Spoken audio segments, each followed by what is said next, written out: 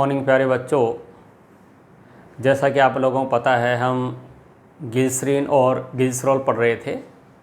Last वाले lecture में glycerine को बनाने की जो है मेथड देखी थी। उसमें आपने तेल और वसा से बनाया पहले, उसके बाद में कार्बन और हाइड्रोजन तत्व लेकर और फिर आपने ग्लिसरीन बनाया। उसमें आप लोगों ने देखा कि बहुत सारी ऐसी रिएक्शन है जो अपने को ऑर्गेनिक केमिस्ट्री सिखा रही थी। आज वाले हम लेक्चर में देखेंगे केमिकल रिएक्शन ऑफ ग्लिसरॉल और ग्लिसरीन। ठीक है, यानी ग्लिसरीन की रासायनिक अभिक्रियाएं।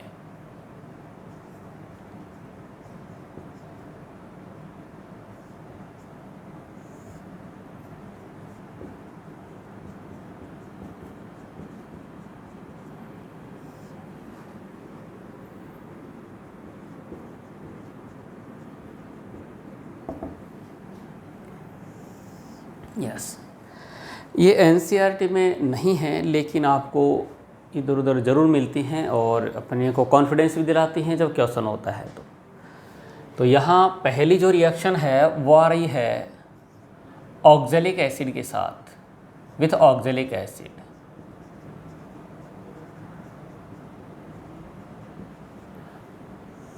अब बच्चों को ऑक्जेलिक एसिड का फॉर्मूला नहीं आता तो फिर केमिस्ट्री आगे नहीं चलती है।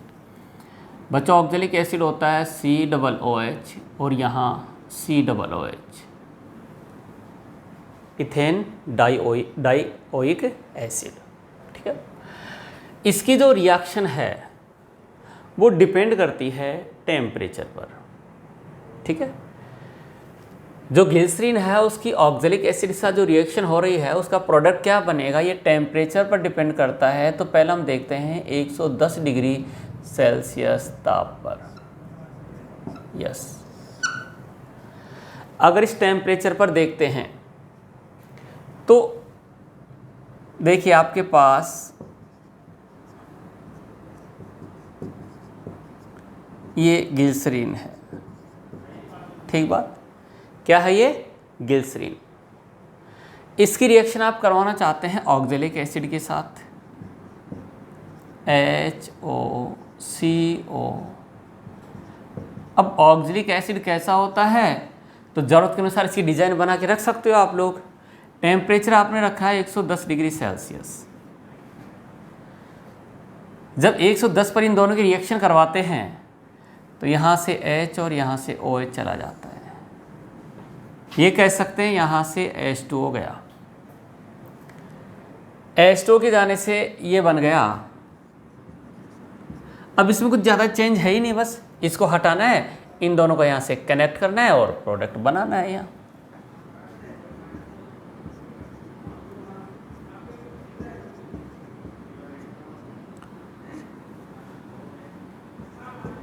ओ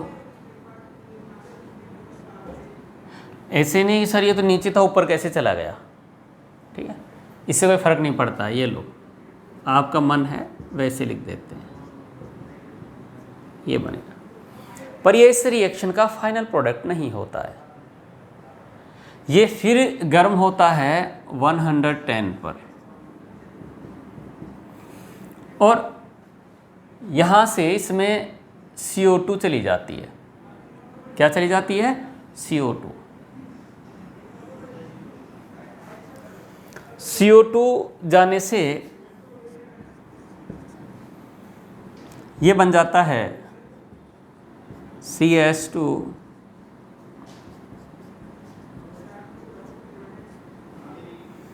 ये OCO और ये H।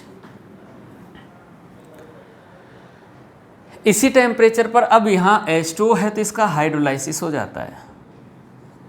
हाइड्रोलाइसिस होने से ये यहाँ से ब्रेक हो जाएगा, यहाँ OH आ जाता है और यहाँ H आ जाता है और आपको मिल गया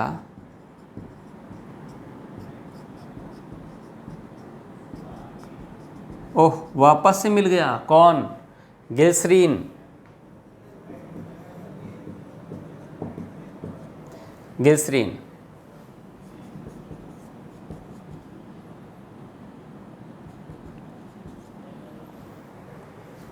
ग्लिसरीन वापस से बन गया और यहाँ देखिए इधर तो कौन आया था OH, और यहाँ कौन आ गया H, बन गया HCOOH। और ये यहाँ एक नई चीज़ मिली है, फॉर्मिक एसिड। फॉर्मिक एसिड इसका कॉमन नेम है, IUPAC नेम होता है मिथेनोइक एसिड।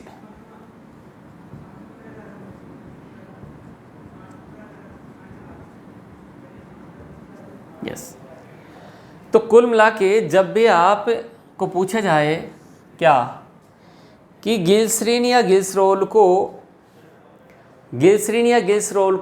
110 डिग्री सेल्सियस ताप पर ऑक्जेलिक एसिड के साथ गर्म किया जाता है तो प्रोडक्ट क्या बनता है? तो प्रोडक्ट बनता है फॉर्मिक एसिड, ये बात। और ये जो मेथड है, ये जो प्रोसेस है, ये फॉर्मिक एसिड बनाने की औद्योगिक विधि है। इस विधि के द्वारा फॉर्मिक अम्ल का औद्योगिक निर्माण किया जाता है। तो आप लोगों को ऑक्जेलिक एसिड के साथ रिएक्शन समझ में आ गई होगी 110 डिग्री सेल्सियस ताप पर, यानी कम ताप पर। अगर टेम्परेचर बढ़ाते बढ़ाते 260 तक ले जाएं, 260 डिग्री लेकर जाएं, तो फिर क्या होने वाला है वो हम आपको बताएंगे इसके बाद यहाँ, ठीक है।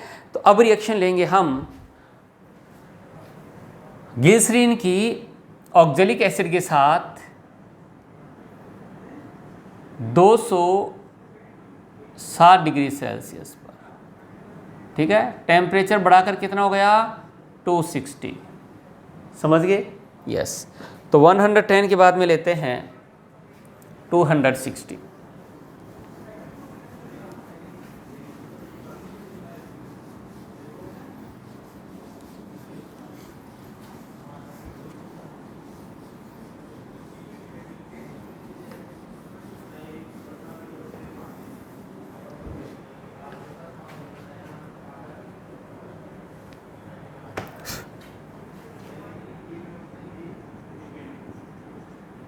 यस।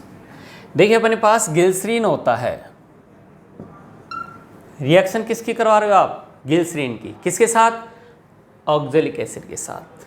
टेम्परेचर 260।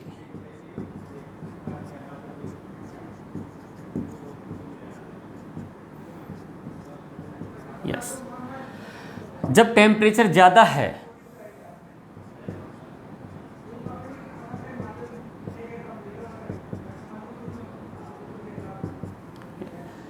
जब टेम्परेचर कम होता था तो एक H2 हो जाता था, अब टेम्परेचर ज़्यादा हो गया तो दोनों के अटैक करने से यहाँ H और यहाँ OH, यहाँ H और यहाँ OH, यहाँ H2O के 2 मॉलिक्यूल्स एलिमिनेट हो जाते हैं 260 डिग्री सेल्सियस टेम्परेचर पर, -2H2O, ठीक है कि नहीं?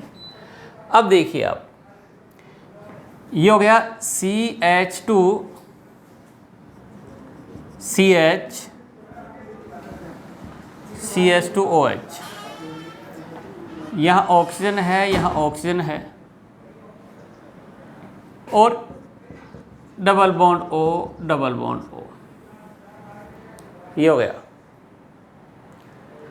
260 पर ये जब गर्म होता है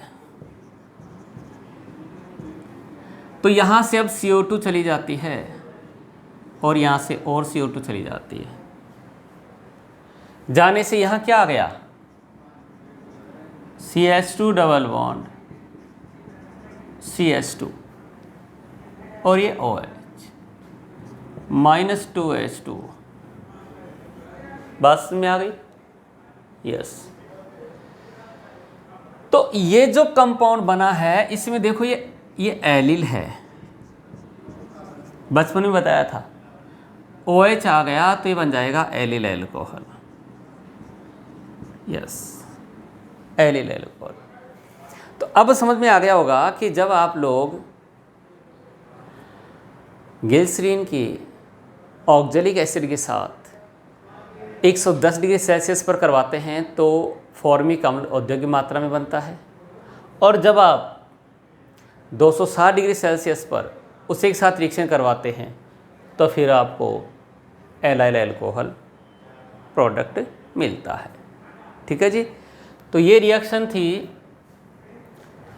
विथ ऑक्जेलिक एसिड 260 टेम्परेचर पर। अब हम एक के बाद में दूसरी रिएक्शन लेंगे HI के साथ। यस, इसको हटाने के बाद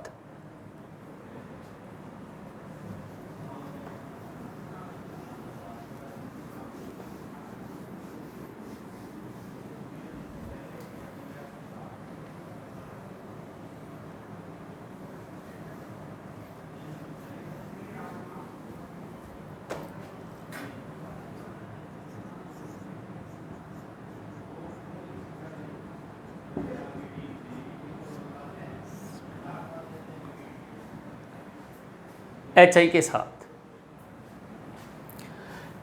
के साथ अगर देखा जाए तो दो टाइप से रिएक्शन होती है, एक HI की कम मात्रा और एक HI की अधिक मात्रा में। अगर ग्लिसरॉल की रिएक्शन या ग्लिसरीन की रिएक्शन अपन HI के साथ करवा रहे हैं तो डिपेंड करेगा कि HI कम मात्रा में ले रहे हैं या अधिक मात्रा में। तो पहला अपन ले लेते हैं HI की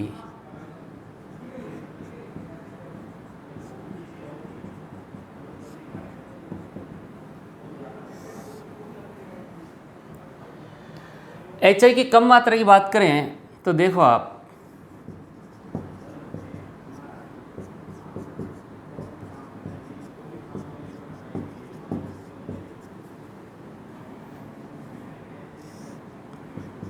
HI तो आएगा। तो पहले जो HI आता है वो क्या करता है, यहाँ से H2O चला जाता है, यहाँ से H2O चला जाता है, यहाँ से H2O चला जाता है और ये बन जाता है CH2I I और ये I। ठीक है। अब होता क्या है कि I का साइज़ बड़ा होता है तो नियरेस्ट जो एटम होते हैं उन पर आयोडीन नहीं रह पाती हैं, बल्कि होने की वजह से, बड़ी होने की वजह से, और यहाँ से I2 चला जाता है, I2 चला गया और यहाँ प्रोडक्ट बन गया CH2I। ये होता है एलिल। मैंने कहा था इस समूह को आप एलिल बोलते हैं, एलिल, और I है तो बन गया एलिल आयोडाइड। तो कहने का मतलब यह है कि ग्लिसरीन या ग्लिसरॉल जो है वो HI की कम मात्रा में रिएक्शन कर रहा है तो एलिल आयोडाइड बनता है। दूसरा, अगर वो HI की आधिक्य में मात्रा लें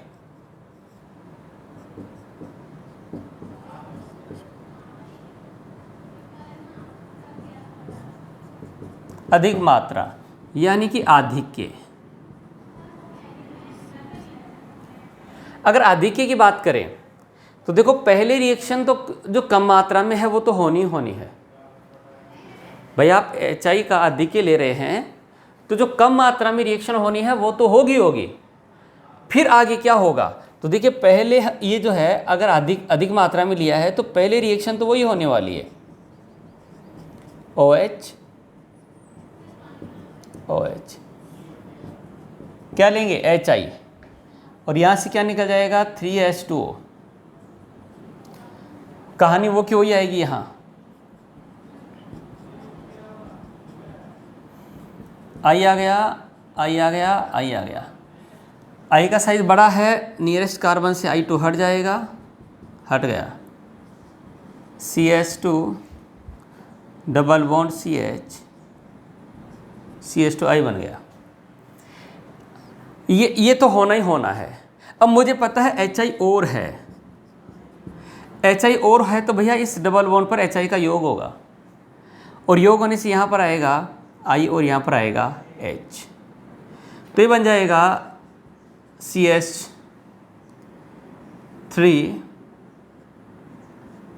CHI CH2I, ये बन गया। फिर वही वाली कहानी कि नियरेस्ट कार्बन पर 2I बल्कि होने की वजह से, बड़े होने की वजह से हट जाते हैं, फिर I2 हटता है, हट गया, हटने से बन गया प्रोपेन।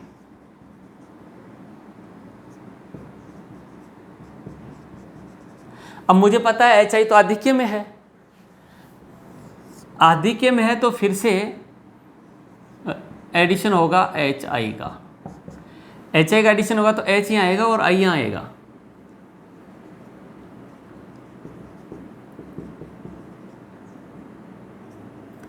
और यहां प्रोडक्ट बनता है 2-आयोडोप्रोपेन।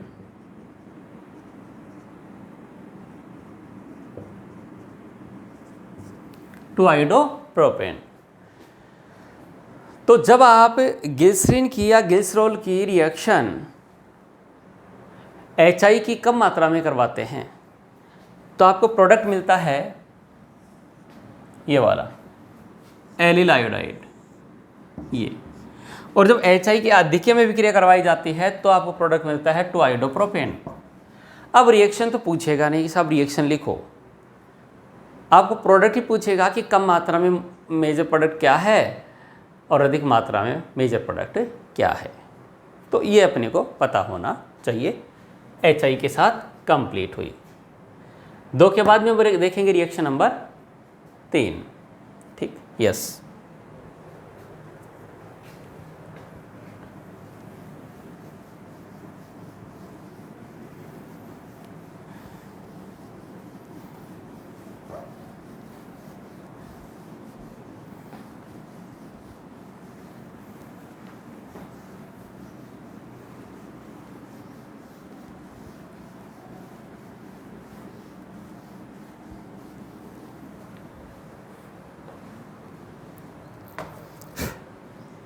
देखिए, जो तीसरी रिएक्शन है वो है P2O5, ऐसे दे दिया फॉस्फोरस पेंटॉक्साइड, ये आपको दे दिया KHSO4, इसके साथ गर्म कर दिया, इन दोनों में से देगा। ठीक है, H2S4 देके गर्म किया तो भी अपन वही सोच पाएंगे। ठीक है भाई। अब देखिए इसके साथ क्या होने वाला है, मेरे पास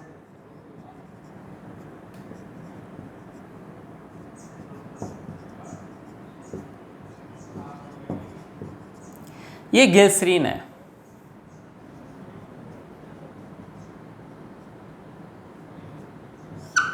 ठीक है, और एरो पर दिया हुआ है P2O5। भाई पता है कि ये निर्जलीकारक है। बच्चों याद रखना, पहले भी आया था कि जो P2O5 होता है वो निर्जलीकारक होता है, मतलब जल को हटाने वाला होता है। या ये कहूँ कि यहाँ KHSO4 वो भी क्या है, वो भी जल हटाने वाला है। तो यहाँ जो प्रोडक्ट बनता है वो ये होता है डबल बॉन्ड O, और इसका नाम होता है एक्रोलीन। एक्रोलीन दुर्गंध युक्त पदार्थ होता है। क्या होता है? दुर्गंध युक्त पदार्थ। ठीक है, अब देखो आप एग्जाम में तो ये बना दिया, ये याद रख लिया, लेकिन ये बना कैसे, थोड़ा सा समझ लेते हैं, थोड़ा समझ लेते हैं तो याद रह जाता है। भाई इसको ऐसे किया तो ये बन गया, लेकिन थोड़ा सा ये कि कैसे बन गया, हम इसको कैसे याद रखें, तो समझने के लिए आप ये कहेंगे कि P2O5 क्या कर रहा है, H2 हटा रहा है, ये भी H2 हटा रहा है। और किस टाइप से हटा रहा है, यहाँ का H, यहाँ का OH, फिर यहाँ का H और यहाँ का OH, मतलब एक डबल बॉन्ड यहाँ आया, CH2, यस, ये चला गया और ये चला गया, फिर इधर डबल बॉन्ड आया, यहाँ पर आ गया CH और यहाँ क्या आ गया, OH। मैंने ये कहा था कि जब जब डबल बॉन्ड पर OH है वहाँ चलाव्यवता होती है। तो आप क्या करेंगे, ये इलेक्ट्रॉन यहाँ लाएंगे और ये इलेक्ट्रॉन यहाँ लाएंगे। ऐसा करने से हो गया CH2 डबल बॉन्ड और ये CH डबल बॉन्ड O।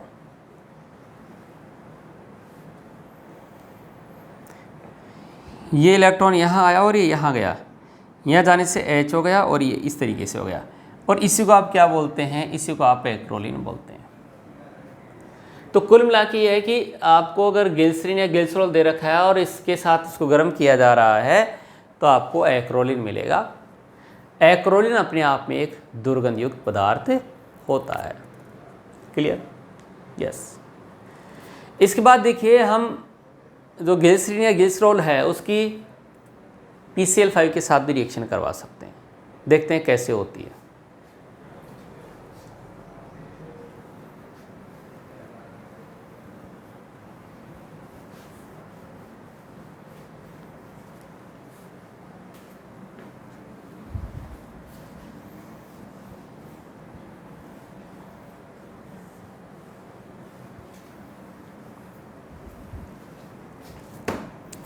चार नंबर PCl5 के साथ, ठीक है। PCl5 के साथ देखेंगे तो ये CH2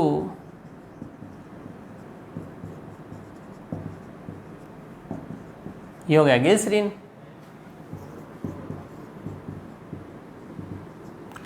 और अपने को पता है PCl5 लो या PCl3 लो तो यहाँ एल्कोहल पर रिएक्शन करता है और यहाँ से हटकर Cl आ जाता है।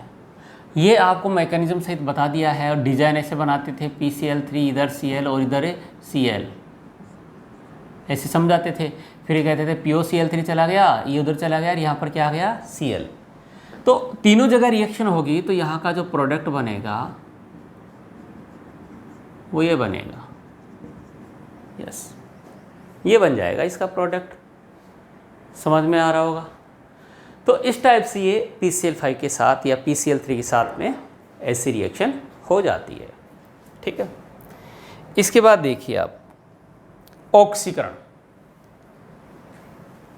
ऑक्सीकरण जो है वो डिपेंड करता है कि आपने ऑक्सीकारक क्या लिया है।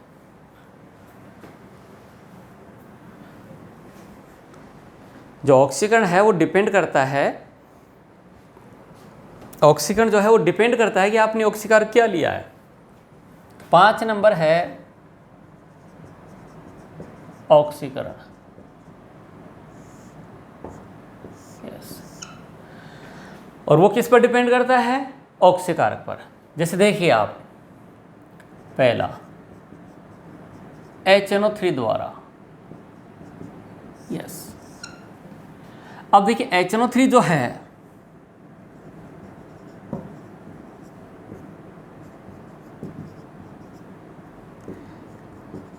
ये आपके पास में ग्लिसरीन है। अगर आपने डाइल्यूट HNO3 लिया है तो प्रोडक्ट कुछ और बनेगा, और यदि आपने कॉन्सनट्रेट HNO3 लिया है तो प्रोडक्ट कुछ और बनेगा। यानी डाइल्यूट HNO3 से कुछ और बनने वाला है, कॉन्सनट्रेट HNO3 से कुछ और बनने वाला है। तो देखिए, जब डाइल्यूट HNO3 देते हैं तो ये वाला ग्रुप COOH में ऑक्सीकरण हो जाता है।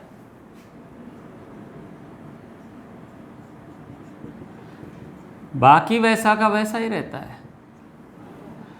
तो कुछ अणुओं में ये वाला समूह ऑक्सीकृत हो जाता है और कईयों में ये दोनों टर्मिनल वाले ऑक्सीकृत हो जाते हैं। मतलब ये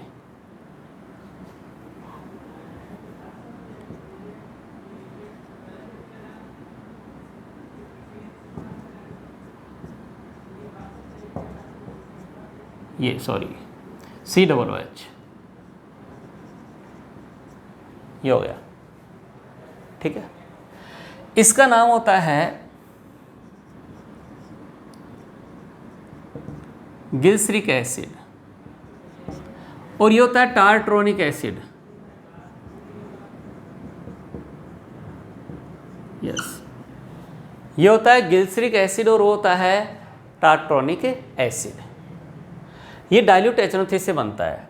अगर आपने कॉन्सनट्रेट HNO3 लिया है तो फिर इस टाइप से रिएक्शन होती है, HON, ये यानी इसका OH H के साथ चला जाता है, CH2ONO2, इसका गया OH, इसका गया H, H2O चला गया तो ऑक्सीजन इससे कनेक्ट हो गई और ये NO2 आ गया। ऐसी कहानी इसके साथ होती है, ऐसी कहानी इसके साथ होती है।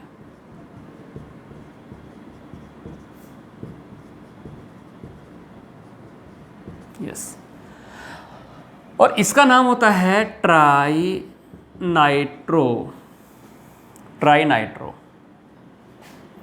गिल्सरीन। ट्राइनाइट्रोग्लिसरीन यानी TNG। डायनामाइट जैसे विस्फोटक पदार्थ होते हैं, जो TNG होता है, ट्राइनाइट्रोग्लिसरीन जो है वो विस्फोटक होता है।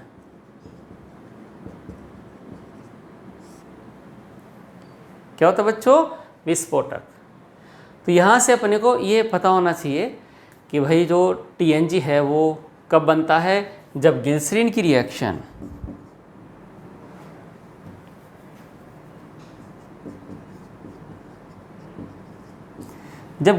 रिएक्शन किसके साथ हो रही है? HNO3 के साथ हो रही है। ठीक है, और वो भी कौन सा है? कॉन्सनट्रेट वाला। तो कॉन्सनट्रेट के साथ में बनता है TNG, विस्फोटक होता है। क्लियर? यस। इसके बाद देखो HNO3 लिया। अब हम अगर थोड़ा सा यहाँ बदल देते हैं और Fe+2 आयन की उपस्थिति में H2O2 लेते हैं तो क्या बनता है? तो फिर हम यहाँ स्पेस थोड़ा कम रहेगा, इसको अपन हटा देते हैं। उसके बाद में B देखते हैं, Fe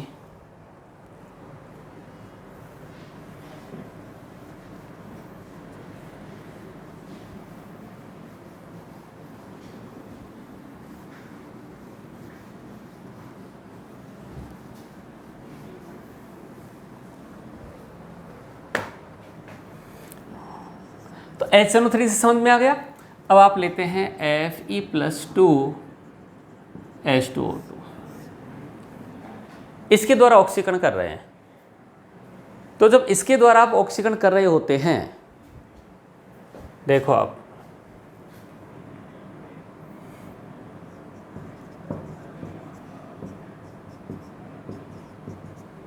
ये ग्लिसरीन है,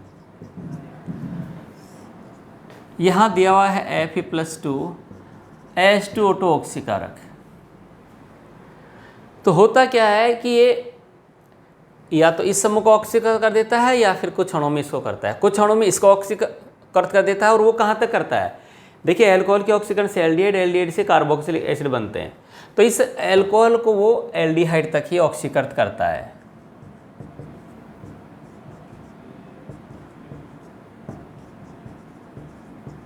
ये, और कुछ अणु में इसको ऑक्सीकृत कर देता है।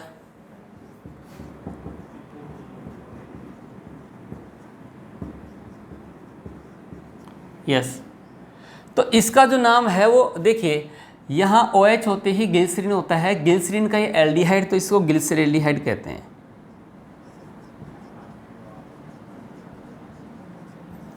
ये ग्लिसरैल्डिहाइड होता है। और ये डाईहाइड्रोक्सी एसीटोन होता है। ये एसीटोन था, इस पर 2 OH आ रहे हैं, तो इसको बोला जाता है डाईहाइड्रोक्सी एसीटोन। तो बात समझ में आ रही होगी। इन ऑक्सीकरण से ज़्यादा इंपॉर्टेंट HI होता है। HI के साथ कैसे रिएक्शन करता है, ऑक्जेलिक एसिड के साथ कैसे रिएक्शन करता है, KHSO4 के साथ में कैसे रिएक्शन करता है, वो तीनों रिएक्शन इनसे ज़्यादा इंपॉर्टेंट है। ठीक है, तो ये अपने पास हो गया। अगर Fe+2 लेकर और फिर ऑक्सीकरण किया जाए H2O2 के साथ, हाइड्रोजन पेरोक्साइड के साथ, तो ये बन जाता है। सी देखिए, आपने KMnO4 ले लिया, ये याद रखने वाली रिएक्शन। अगर KMnO4 के द्वारा ऑक्सीकरण करते हैं,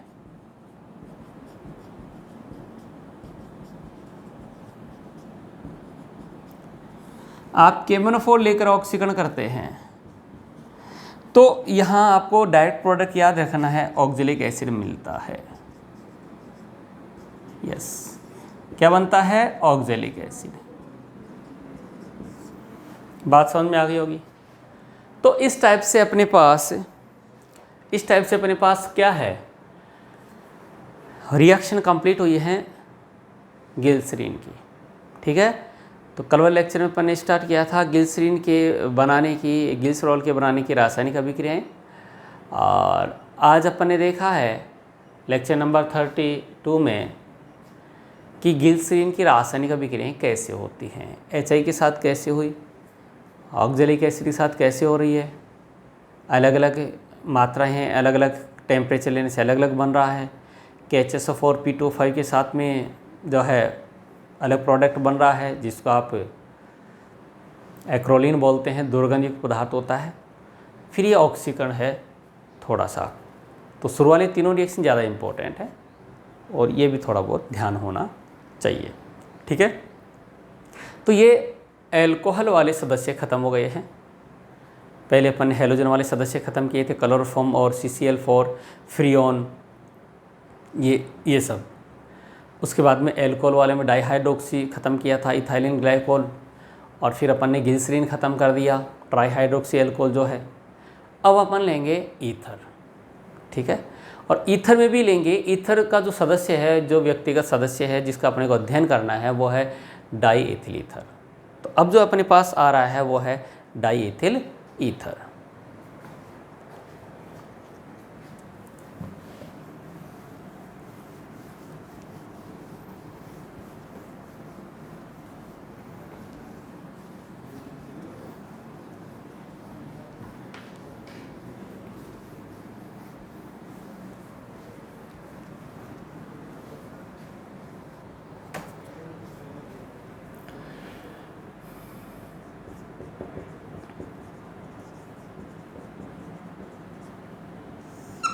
डाईएथिल ईथर, ईथर में अपने को जो पढ़ना है वो है डाईएथिल ईथर, जो कि NCERT में बहुत अच्छे से दे रखा है।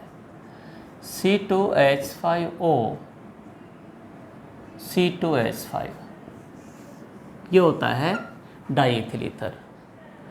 इसको अगर थोड़ी सी संरचना बनाए तो ऐसे भी लिख सकते हैं, CH2, CH3O और CH3। अगर इसका IUPAC नाम करेंगे तो यहाँ 1 और 2, इथेन इसमें जनक हो गया और इथोक्सी इसका सब्स्टिट्यूएंट हुआ है। तो इसको IUPAC में क्या बोलेंगे? Ethoxy ethane. यस, क्या बोलेंगे आप इसको? Ethoxy ethane. और वैसे आप जनरल नेम क्या बोलते हैं? Di ethyl ether. ये हो गया। ठीक है, सबसे पहले इसमें अपन लोग देखते हैं प्रिपरेशन। ठीक है, किसका? डाईएथिल ईथर का, कि डाईएथिल ईथर कैसे बनता है। तो फर्स्ट अपन देख लेते हैं preparation of diethyl ether. Yes, इसमें जो पहली विधि आती है जो अपने को पता होना चाहिए वो है विलियमसन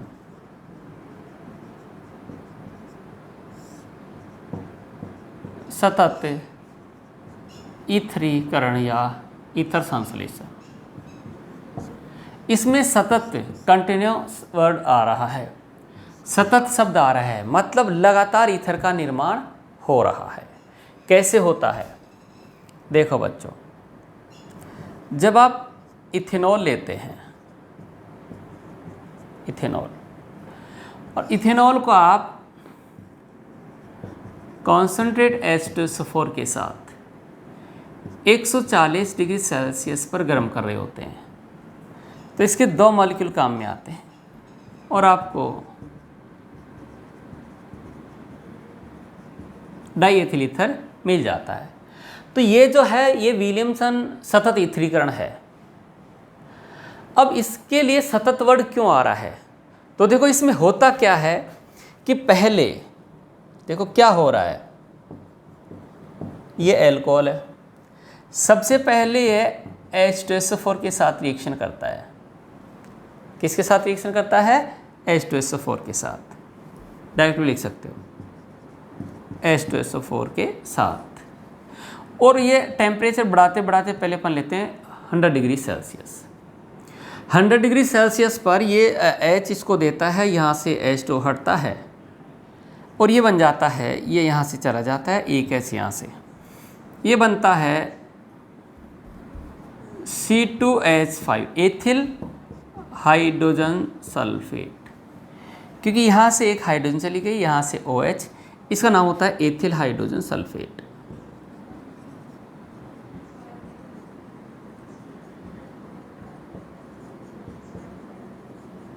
ये बनता है। तो अगर आपको ये पूछे कि अगर यहाँ टेम्परेचर 100 डिग्री सेल्सियस कर दिया तो क्या बनने वाला है, तो भैया एथिल हाइड्रोजन सल्फेट बनने वाला है।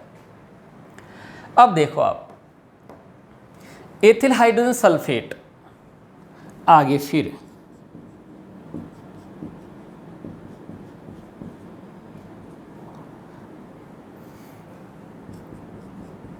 एथिल अल्कोहल के साथ फिर से अभिक्रिया करता है और अब बढ़ते बढ़ते टेम्परेचर हो गया 140 डिग्री सेल्सियस।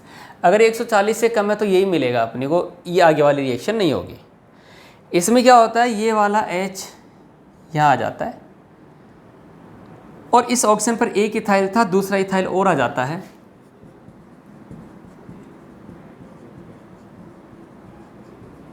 ये बन गया, साथ में H2SO4 निकल गया। यस,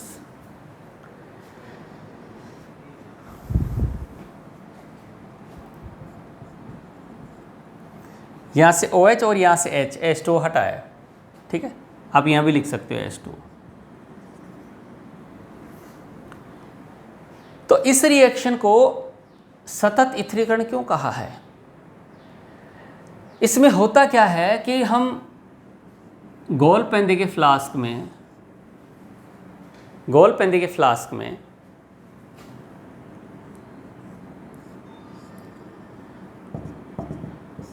एक तो लेते हैं इथाइल अल्कोहल और दूसरा लेते हैं H2SO4।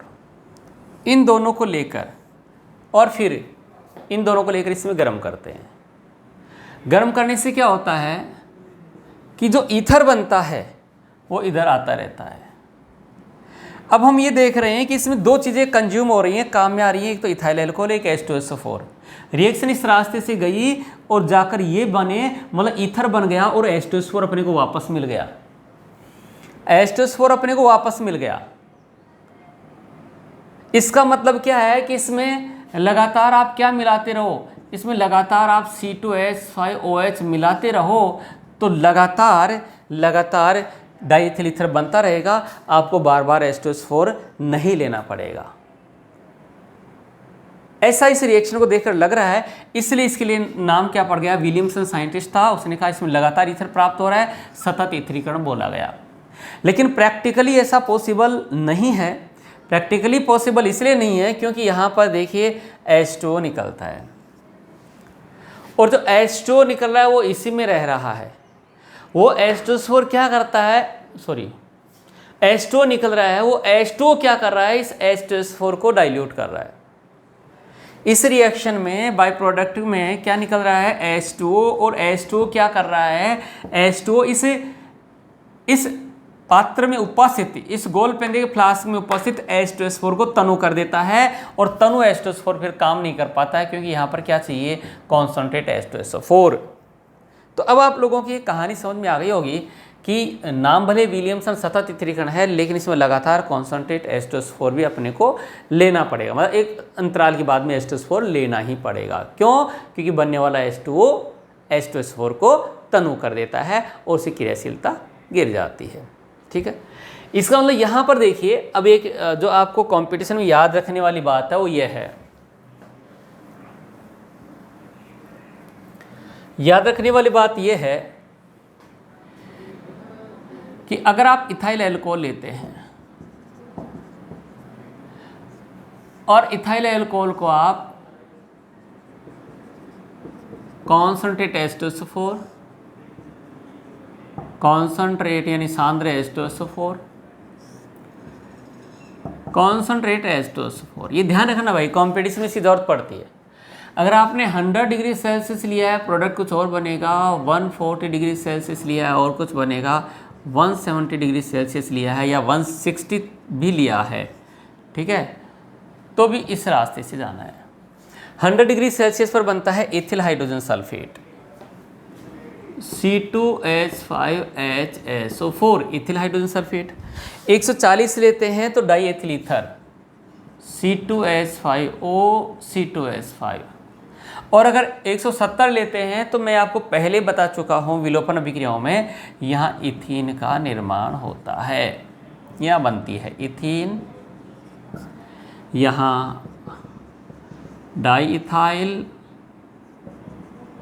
ईथर, यहाँ हो गया इथाइल हाइड्रोजन सल्फेट। क्लियर हुआ? तो इस टाइप से जो है ये था विलियमसन सतत इथरीकरण अभिक्रिया, ईथर के विरचन की विधियाँ। इसमें पहली विधि जो है वो कंप्लीट हो गई है। दूसरी विधि अपने पास आएगी केवल विलियमसन इथरीकरण, विलियमसन इथरीकरण। उसमें क्या होता है वो देखेंगे हम नेक्स्ट लेक्चर में। तो इस लेक्चर को अपन यहीं फिनिश करते हैं, नेक्स्ट लेक्चर में फिर मिलते हैं preparation of die ethyl ether के साथ। धन्यवाद।